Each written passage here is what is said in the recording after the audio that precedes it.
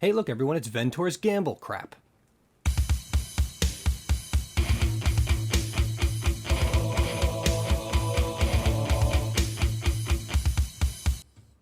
Hey, everyone, so if you're not familiar with it, here's the item, of course. A lot of variations in what it's going to give you. It could give you something good, could give you something bad. But the reason I decided to do this out of all the many posts out there, and yes, I will eventually get to an Exalted Orb. That's probably the next thing on my schedule. But I'm just not ready to tackle all those faces at this moment, so I decided, well, actually, I decided last minute tonight, hey, why not tackle something easy? And if you go to the community forums, I had posted the Chaos Orb, and I got this reply. And one of those items was, of course, Ventor's Gamble Ring, which I thought would be really easy. So here's how I went and did everything very quickly, in just a matter of about 45 minutes, actually, doing all this stuff, not counting all the downtime between the cuts. But basically, I'm in Maya. I'm pretty much sure I can do everything inside of Maya here. I took my calipers to a pair of dice that I had. I measured things out, and that ends up kind of not being what I should have done. I should have just gone off the reference material because these spheres are actually going to be too large for that. But anyway, I slice it up, mirror it over. I use booleans to intersect the spheres into the surface of the object. And I reconstruct it, found out I made a mistake. At some point, I had failed to select all of the faces when I duplicated them.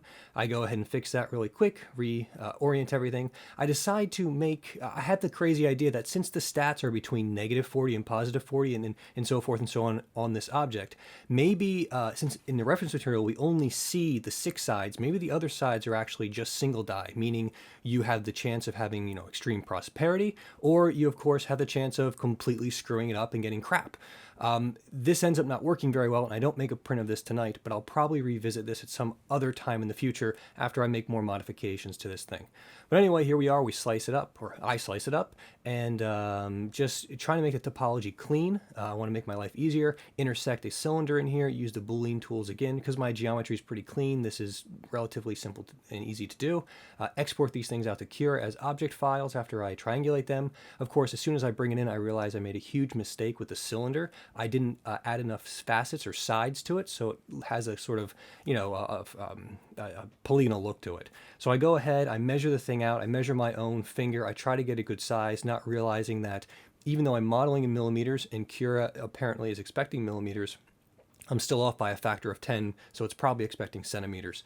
But then I take a look at this again, I'm looking at the different layers of how it's going to print, and I realize that I made the cylinder too large. So what happened was basically the cylinder, as it prints, intersects. There's not enough distance between the push-in parts and the actual ring area.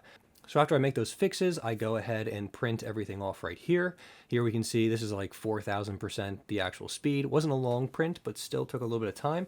So it's printing off the entire thing. This is the 6-sided one. Excuse me, of course it's 6-sided. It's the value of 6 on the 4 different sides. And here's another test print. The other one was way too small, so I went ahead and printed it again a little bit larger. When I'm done with all these prints, I end up just using the X-Acto knife to clean off anything that's going to hurt me. And I use a Dremel tool on the interior also to smooth it down so nothing slices me as it goes on my finger. And that was pretty much it. Didn't take long at all. Here are the 3 different ones you see right here. I just took a Q-tip with some red paint from my kids' paint set and just dabbed in each one of them to get that nice red color. And you can see, really, this one can only fit on my pinky. The dice itself gets very large. A couple problems with this right off the bat is the fact that I inserted the spheres too deeply into it, and they're too large. While it is roughly the right size for a normal die, it's not good for the reference material. They should have been much smaller and less pushed in. If they were less pushed in, I could have made the hole itself larger. And if the hole's larger, then I could have made, the actual object a little bit smaller, and it wouldn't be quite so large. Anyway, hope you enjoyed it. Tune in later for more.